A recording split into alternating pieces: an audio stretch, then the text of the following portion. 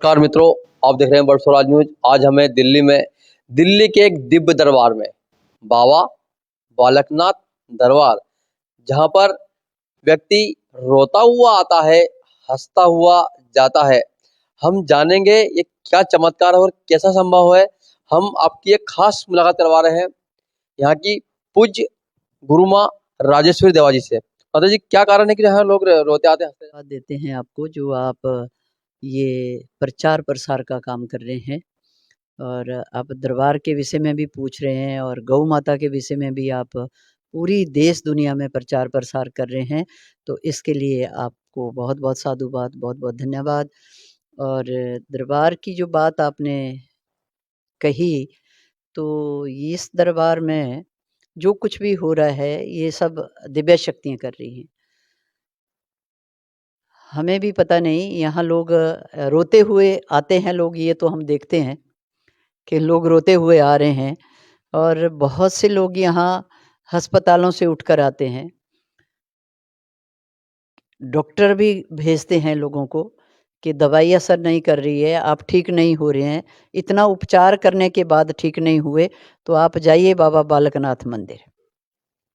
तो इस तरह से डॉक्टर भी यहाँ भेजते हैं और बहुत लोग अस्पतालों से हमें कहते हैं लोग कि हम तो आईसीयू में थे लेकिन आराम नहीं हो रहा है, कई कई दिनों से आईसीयू में एडमिट रहते हैं तो आराम नहीं हो रहा है। तो लोगों को जब दरबार का पता चलता है तो सीधे आईसीयू से उठ के बाबा जी की शरण में आते हैं और वो सच में रोते हुए आते हैं और हंसते हुए जाते हैं। ऐसी बाबा की कृपा है कि वो थोड़ी देर बैठते हैं, बाबा से प्रार्थना करते हैं। और हमारे यहाँ बाबा जी का अखंड धूना लगा हुआ है, तो उस अखंड धूने का प्रसाद लोग लेते हैं और थोड़ी ही देर में वो कहते हैं जी हम स्वस्थ हो गए। और कुछ लोग भभूति का प्रसाद, जो अखंड धूने का प्रसाद है, वो घर ले जाते हैं। महाराज जी हम पुड़िया में देते हैं, तो वो पुड़िया जब हम लोगों को देते हैं तो भभूति का जो नियम है वो इस तरह हम बताते हैं लोगों को, जो जैसे पीछे से हमारे गुरु करते आए लोगों का मार्गदर्शन, उसी तरह से हम भी कि आप भभूति की चुटकी पीने के पानी में डाल दें और वो भभूति वाला पानी पिएं।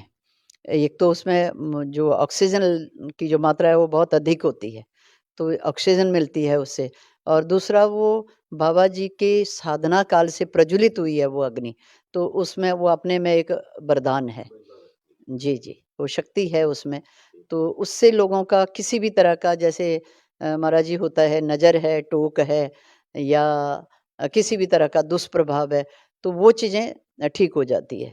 तो उससे लोग ठीक होते हैं। और कारण यही होता है कि जो लोग रोते हुए अस्पतालों से उठकर आते हैं, तो वास्तव उनको शारीरिक रोग नहीं होता। बहुत सारे लोगों को तो हमने ये देखा कि उनको मन का रोग है।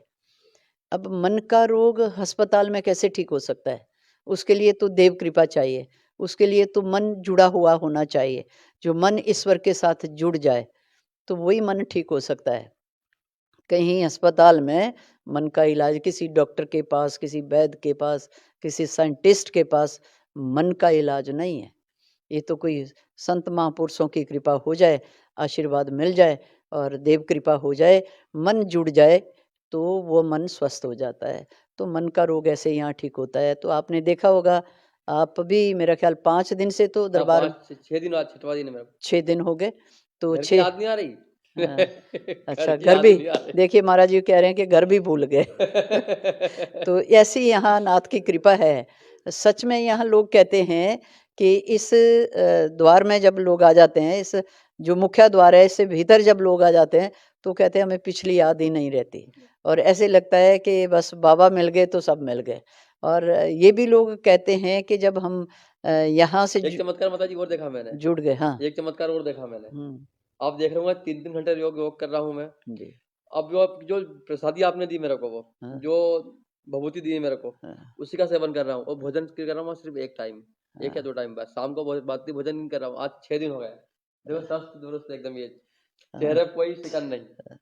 एक तो चमत्कार ये मिला है। ये बाबा की कृपा है। यहाँ इतनी ऊर्जा, इतनी एनर्जी मिल जाती है कि जो हम समझते हैं कि भोजन से एनर्जी मिलेगी या दूसरी चीज़ों से मिलेगी, तो यहाँ बहुत लोगों का ये अनुभव है कि यहाँ आते ही इतनी ऊर्जा, इतनी एनर्जी मिल जाती है।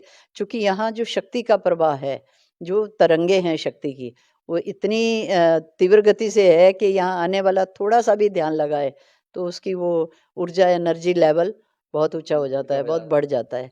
तो ये सब यहाँ होता है और बहुत सारी दरबार की तो बहुत महिमा है। तो अभी ये थोड़े से समय में आपको सब कुछ तो नहीं सुना सकते, लेकिन ये ज़रूर है कि यहाँ किसी भी तरह का रोग हो, किसी भी तरह की परेशानी हो, हमने तो यहाँ कैंसर के रोग भी ठीक होते हुए लोगों के देखे। मानसिक रोग, सबसे बड़ा कैंसर तो मन का रोग है। और भी शारीरिक जो ऐसे लोग कहते हैं कि कैंसर के रोगी भी यहाँ ठीक हुए, मानसिक रोगी यहाँ ठीक हुए, किसी भी तरह का रोग हो, किसी भी तरह का नज़र टोक हो, किसी भी तरह का तंत्र हो, वो सब यहाँ पे ठीक होते हैं। किसी भी तरह का दुष्प्रभाव माने जो निम्न कोटि की शक्तियाँ होती है, उनका जो प्रभाव होता है, तो वो सभी तरह के ऐसे रोग यहाँ पे ठीक होते हैं। यहाँ ये वरदान है, बाबा ने कहा था कि आप ये स्थान जो बना हुआ है, ये बाबा के आदेश के अनुसार बना है। तो जब ये स्थान बना था तो उन्होंने कहा कि मैं यहाँ साक्षात विराजमान हूँ, जो भी इस दर पे आएगा वो खाली हाथ नहीं जाएगा। तो ऐसे बहुत सारी बातें हैं। तो गुरुकुल की एक बात चल रही थी, यहाँ गुरुकुल खुला हुआ था पहले, अब गुरुकुल भी चालू होने वाला है। जी, यहाँ गुरुकुल चल रहा था और 5वीं क्लास तक के बच्चे यहाँ पढ़ते थे और उस गुरुकुल में हमारा ये था कि सारा अध्यात्म से लेकर और अपना जो भी सिलेबस है वो सारा, और उसके साथ-साथ जो संस्कृत है, तो हम चाहते थे कि इंग्लिश भी बच्चे बोलें, ऐसा नहीं कि इंग्लिश ना बोलें, इंग्लिश भी बोलें, लेकिन जैसे लोग इंग्लिश में बात करते हैं, ऐसे यहाँ बच्चे संस्कृत में बात करें। तो ये हमारा एक संकल्प था। लेकिन कोरोना करके वो गुरुकुल बंद हो गया महाराज जी। तो अब हम दोबारा से इसको शुरू करने की सोच रहे हैं और अभी हमने बसंत पंचमी वाले दिन ये अपना संस्कृत विद्यालय की ओपनिंग कर दी, शुरुआत कर दी। हाँ, शुभारंभ कर दिया। तो ये बसंत पंचमी वाले दिन हमने एक नई शुरुआत की है कि सभी लोग आएँ। इसमें कोई ऐसा नहीं है कि बच्चे ही आएँ या छोटे लोग आएँ, विद्यार्थी आएँ।